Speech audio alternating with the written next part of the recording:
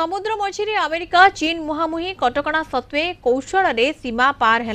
चीन tanker Iran बंदरगुड़िक उपरे नौसेना कटकणा जारी करिछि अमेरिका हेले अमेरिका कटकणा को खोला चैलेंज करिछि ड्रैगन ब्लॉकेड जारी हेबार ठीक 24 घंटा परे चीन मालिकाना रे थिबा एक विवादीय तेलबाही जहाज हरमुज अतिक्रम करिछि America ban करिथिबा rich starry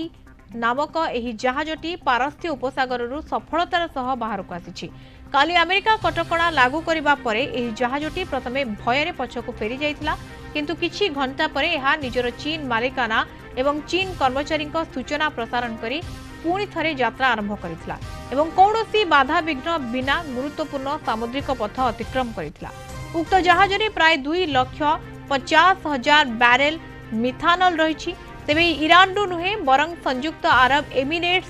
UAE रु लोड करा जायथला ए कारणरू अमेरिका नौसेना जहाजटी को अटकाई नथिबा अनुमान करा जाउछि ट्रम्प गत रविवार ईरान उपरे नौसेना